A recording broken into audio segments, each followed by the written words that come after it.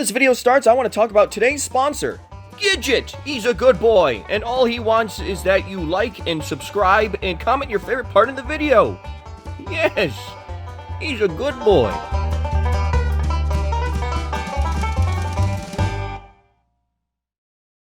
So I just want to give my thoughts on the Festival of the Lost event this year because, I'm not going to lie, spoiler alert, I was kind of disappointed. And I feel like a lot of you are also feeling the same way about Festival of the Lost, and there's a couple of reasons, and I'll get into it in this video.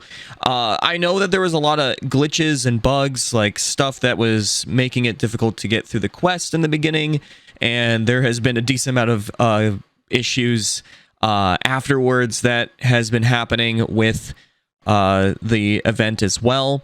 And surprisingly, that's not the main reason why I'm disappointed about the event. It's just the way the event works and where the investment Bungie is putting in for these events, where it still just feels like these events are primarily there to just basically be filler instead of being a huge event, something to be really excited about every time it returns. Last time I kind of had that feeling was back when I was doing SRL, Sparrow Racing League. I think that everyone could agree that that was when the events were at its best, was where there was something exclusive that would show up for that time, for just that period of time, and then after that you had to wait a whole year. So there was a huge emphasis on wanting to play that event during that time because you had something exclusive that felt fresh, it felt amazing, it was a lot of fun, and it didn't feel like you were doing chores. It felt like you were playing an event for fun, and you were part of that event, not going to a really boring party where there's bland music and bland food and just tap water. So yeah, I really was disappointed. Last year I was trying to be a little bit hopeful because they changed the haunted forest to the legendary, not the legendary lost sectors, just the lost sectors themselves, decorated them. They had the headless ones, which Glint would not shut up about. He would always be surprised that a headless one would show up for the 1233rd time. And yeah, I was kind of hopeful because the first thing that went through my mind is like, oh, this definitely, I mean, I'm not trying to be a backseat developer, but I'm pretty sure it was a lot more cheaper and required less effort in like the developing side to just put decorations in a lost sector and just add in headless ones and just some kind of boss at the end that's just a boss that we've seen before. Like, here's a wizard, here's a hydra, here's a minotaur, whatever. And so I was a little bit, looking forward to see what lost sectors we were going to get this time. I kind of expected at least 3 quote-unquote new lost sectors, and when I found out there was only one new one in the EDZ, this is where I was like, all right, I'm kind of getting tired of being slapped in the face by Bungie on this kind of behalf with these events, where events which traditionally felt like where they were made to obviously make money, but they were also there to invest that money that they were earned through the microtransaction system, like maybe last year, to invest in this year's to make it even better. And I know that it's pricey to make a lot of content inside of games in general, but when you just look at last year's Festival Lost and you think, okay, how much money they probably got from the microtransactions, from the armors, the emotes, the whatever, all the stuff that was in the cash shop, and you look at what they added this year, it just seems wrong. It just doesn't feel like the investment was really prioritized. If anything, it was more lines, okay, we're going to take 95% of the revenue and give you 5% back into the investment of next year's event. And I'm not trying to make fun of any developer's work. I think the masks are the most fun I've got out of the event, is seeing the designs that they went with that this time. The armor sets are also very cool, but they're behind a paywall, so unless you have 6,000 Bright Dust. And yeah, it's just the priority was more on the microtransactions more than anything, and that's how these events have pretty much have turned into. I was actually really disappointed of Solstice. I was about to say Solstice of Heroes. It's just called Solstice now, where they yes, they changed it, quote unquote, for the better, but they actually removed a lot of the interest of the mode. There was no variety of bosses. There was no day, night, and evening, where like depending on the enemies that you had, and you don't have all the variety of bosses. It was always that taken ogre at the end, and it also removed the whole reason to go and explore different areas of this giant hovering area. Like, it just turned everything so casual, and that's okay. But like SRL was also a pretty good mode where you could play it pretty casually and just have fun and get rewards. But this Festival of Lost event just really shows how disappointing it feels to get ready for these events. It's just there to get a seal and get the things that are exclusive for the event and then move on. It's just not fun. It doesn't feel like you're playing it for the event itself. You're playing it for the completion of whatever you're going for, the seal, the masks, whatever. And that's kind of how I felt, and that sucks, because normally I am always excited about Halloween events. I was more interested in going back and playing the Spooky Scorched event in Fallout 76, which that hasn't really changed at all either, but it's just kind of there in the world, and it's just whatever. But the reason why I do not like Festival of Lost is, and this is kind of where I'm getting really sick and tired of Bungie basically telling you to play the game, they want you to play it, which is playtime. They want those hours, they want that. Well, that's great and all, but don't force us to do a bland core playlist that you refuse to invest in. Like, this is getting really annoying, where actually, pretty much, I think at this point, every event requires you to go and do anything in the core playlists to get some kind of currency that you can then use in the event. Solstice was the same way with this as well. And ever since they went to this format, I've hated it, because the core playlist, I enjoy to play maybe a tiny bit. But as the years gone on, like, it's gotten worse and worse, because it's the same thing forever. Like, look at the Strike playlist. Let's just specifically look there. I mean, we could go to Gambit and just be like, yeah, no new maps still. They removed maps. Like, they're not investing in changing anything big in Gambit. It's still just a mess over there. But the Strike playlist is where I'm the most disappointed. Like Destiny 2, its Strike playlist has been pretty much the same since launch. And I always remember the Taken King releasing a year after the launch of Destiny 1, and they invested all this time and effort to overhaul the Strike playlist to make it feel different for that period of time. And then they did the same thing with Rise of Iron, where they invest time to add some things, change some things to the playlist.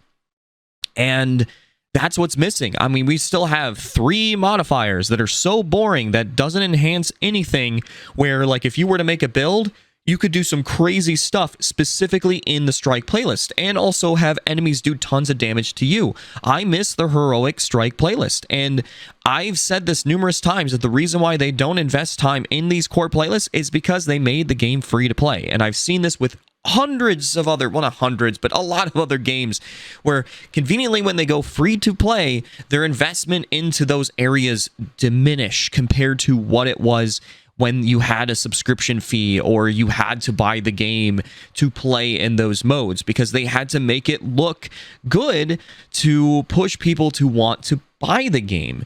And now it just doesn't feel like there's any sort of, like, interest to making the game more of a game, more fun. It just feels like a chore. Destiny is continuously turning into this, and that's what the events are feeling like. It doesn't feel like I'm playing an event. It feels like the event is playing me, where it's like, hey, you see that a lot of free time you got? Yeah, we want that. That's ours now, for you to complete this stuff, so then you don't feel FOMO. Which, that was always the funny conversation of, like, where they're like, oh, hey, listen, I know we get FOMO, we're not going to do that anymore. But then technically, even though they removed FOMO in certain areas, they enhanced it in others, and it's just, yeah. No, I did not like Festival of Lost because of that big feature is having to play core playlists, because the core playlists are bland. Like, every year there should be a guaranteed like certain amount of new maps for like Crucible and a brand new mode, brand new, or at least 2 new modes, and the Strike playlist should get overhauls. Like, it would be so interesting. I don't care about lore. I really don't care about lore in a Strike playlist. Let's treat this like a video game, since Bungie was allowed to do that with PvP, where like we're in a simulation. Okay, we're in a simulation for Strike playlist then. At this point, like, what? Because it doesn't make sense we hear Cade in a Strike, so let's not care about lore. So let's just make it more fun. Like, what if like every time you go through Exodus Crash, maybe there's Siva enemies, maybe there's Taken. Maybe it's just Vex, and at the end the boss changes and stuff, like things that they kind of did in the Taken King and didn't really take it further into Destiny 2. I mean, remember Archon Priest, where they enhanced it where sometimes the boss would be a Taken version of him? That was interesting. It put a spin on that. Imagine if they did that for every Strike, where there was like maybe at least 2 variations of what you could run into, but the whole Strike could be different as you play through it as well, to spice it up. And then modifiers would be like the heroic playlist. Let's not have little, let's not play safe and be like, oh, let's make sure the new lights are having a very casual experience. Let's bring back burns. That means 300% damage, not this 25% garbage. Let's do the 300%. Let's do this. Let's bring back small arms and specialists as a modifier. Let's bring in some crazy new ones as well to enhance the experience. Anything. Then I'd be fine to play these events and go do the core playlist. But Bungie hasn't putting in any investment into those aspects for the core playlist. So why should I give them respect for the event that pushes me to go do that? Like, it's just, like I said, I'm not really happy with how these events have been turning. And when they were given that interview, I remember about SRL, they said that they were spending more money on SRL than they were getting back. And I'm just sitting here like, can we get proof on that for Destiny 2? Because I thought of so many great ideas for where they would be able to introduce new microtransactions into the cash shop if they brought SRL back. For example, Horns would be able to finally make a huge return, and they could do some crazy stuff with it. Like, imagine if there was animations coming out of your, like, Sparrow horn when you honk it. Like holograms. What if there was emotes exclusive on Sparrows? What if there was trick animations that you could do only on Sparrows? Like an emote wheel just for the Sparrows. They would be able to invest way more into new things just on the Sparrows alone. So it's like, I don't know. I have doubt. I really do. With how much money microtransaction stores get in games, I really doubt when they're like, oh, it was way too expensive to make SRL. Yeah, maybe at the start, I feel like SRL was really expensive because it was a whole new like mechanic system. But after that, it's just making new racetracks and making sure that they work with the mechanics that they already made. That probably was really expensive to invest in. That's all I'm saying. It's just, I'm so tired of this. Like, Dawning shouldn't be just about cookies. It should be like, there's like a snow globe that you get shrunk into, quote unquote, like in a weird way, and you go in there and you battle like enemies in this like frozen wasteland area that's in a goofy aesthetic of like being inside a snow globe or something. Festival Lost should be like something where it's like almost like a zombie mode, like where you have waves of enemies, and there's special rounds. There's a random box of like weapons that you get or something like that, power-ups and so on. And Solstice is fine the way that it was beforehand. Maybe just make new areas, like a Europa aerial zone, so it'd be literally EAZ2. And yeah, it's just, and then Guardian Games, that could be SRL. Like, every event would feel like something that is an event. It's exciting. You're not thinking of it as, hey, I gotta get my stuff done. Like, that's how I think of it now. It's I don't want to miss out. FOMO. That's the prioritization. That's how I feel. And I mean, I don't know if anyone would disagree with me, but if you do, I'd be curious in the comments. But I mean, wouldn't you want more?